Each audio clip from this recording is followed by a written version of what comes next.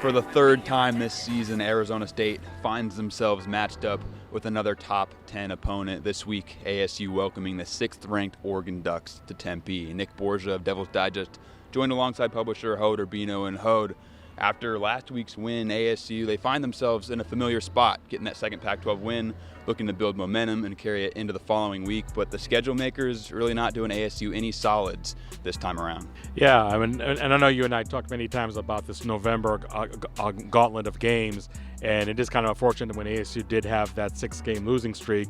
There weren't really that many top 10 teams on the schedule aside from USC back then and Washington. And now then the team is finally trying to to find its stride, winning the last 2 out of 3 games. Here comes another monster team in Oregon, a team that much like Utah, definitely has the potential to kind of halt your progress, halt your momentum. But this Arizona State team has proven that they do fight, and they do need to be very creative, just like they were against UCLA. They're really able to do that. So I'm curious to see if they can really string the first 2-game winning streak of the season. But like you said, Nick, when you look at Oregon, it's not only that they're 9-1. It's an absolute well-rounded team on offense and on defense. They got Pac-12 championship game aspirations. They might even have college playoff aspirations. So definitely, like you said, the schedule November, we knew was going to be a gauntlet. Right now, ASU is 1-1 during that stretch. But this Oregon team, I think, is better than the 2 other teams they played in November in Utah and UCLA. So ASU has seen their fair share of explosive offenses this season, but perhaps none quite as balanced as this Oregon Ducks offense. Do you see this being potentially the biggest challenge yet so far this season for the ASU defense? Yeah, I think you definitely put it right up there with Washington, and I know that defensively ASU was able to contend with Washington quite well. I mean, that really was a performance for the ages. Maybe UCLA is a tied or a close second in that matter. But yeah, you're looking at an Oregon team averaging 46 points, 202 yards on the ground, 338 yards in the air. Their quarterback, Bo Nix, who had a pretty impressive completion percentage, 71% in 2022. Well, now in 2023, has 77.7%. A legitimate Heisman Trophy contender as any player out there. So yes, this is definitely a defense that definitely is going to have its hands full.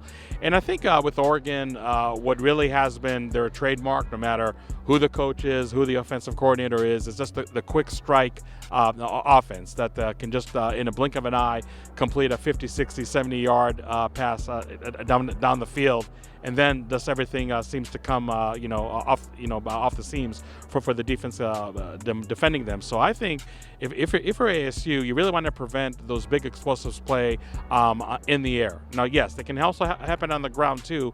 But I think if you're Arizona State and just kind of looking at the blueprint of maybe some teams are able to somewhat slow Oregon, and I say somewhat with huge asterisk next to it, I think those are teams that did not give up the big passing plays early, that did take their chances, with the run game, and you have to be very, very careful when you pressure Bo Nix. Now, I do say that.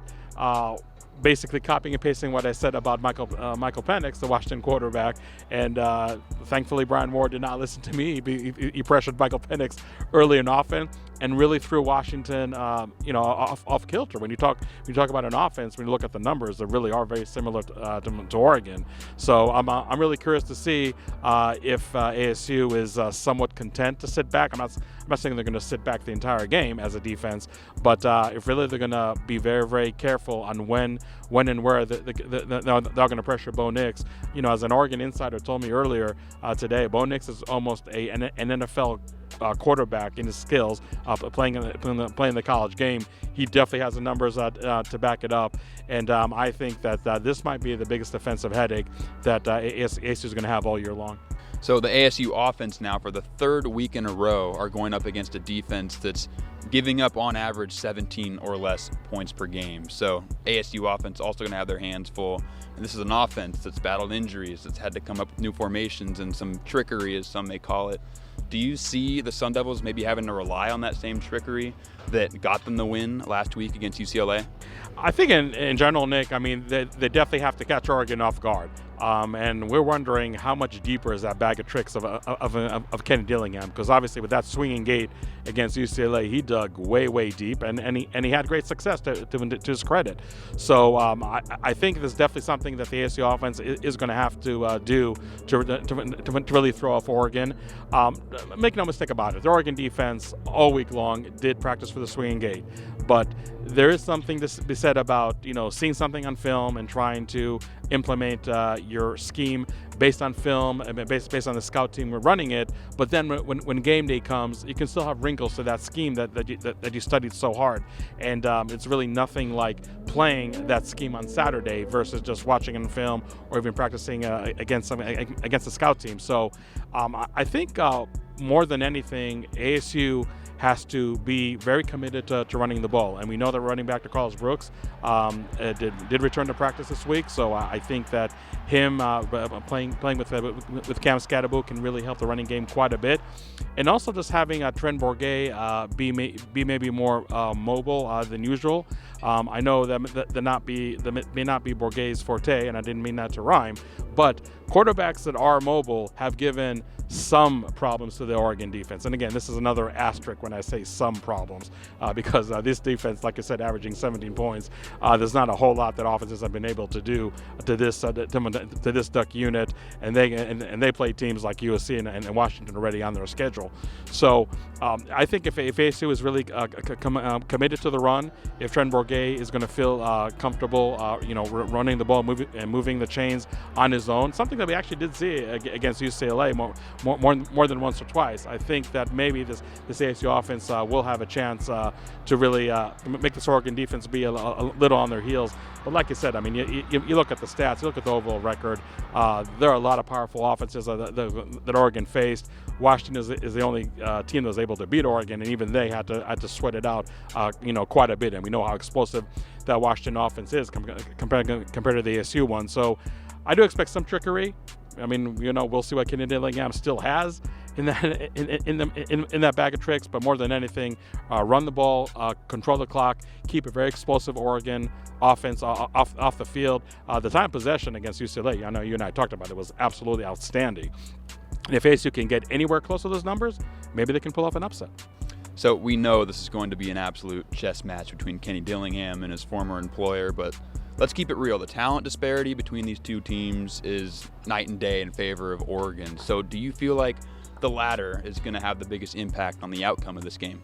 Yeah, I really do. Normally I would say that maybe this is a trap game for Oregon. They did beat USC last week. They got the Civil War coming up next week against Oregon State. But like you said, the fact that Kenny Dillingham, their offensive coordinator last year, is on the other sideline is something that definitely has their attention. And even if he didn't have any history with the Ducks, I think what he did on offense to UCLA with that swinging gate definitely has everybody's attention. Best believe that University of Arizona next week is also going to be practicing that until their eyes bleed for that one. So I think that when it comes to talent disparity, yes, that is going to be the biggest factor over here. I think the defense can somewhat maybe slow Oregon down.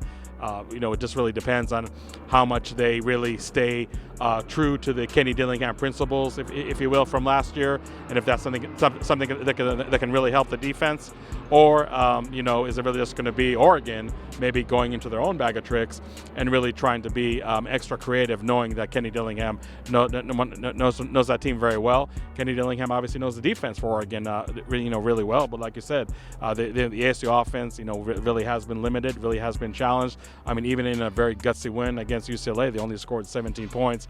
And against a team like Oregon, that's not going to be enough. I could see ASU scoring 17 points, but I do see Oregon winning this game 38-17.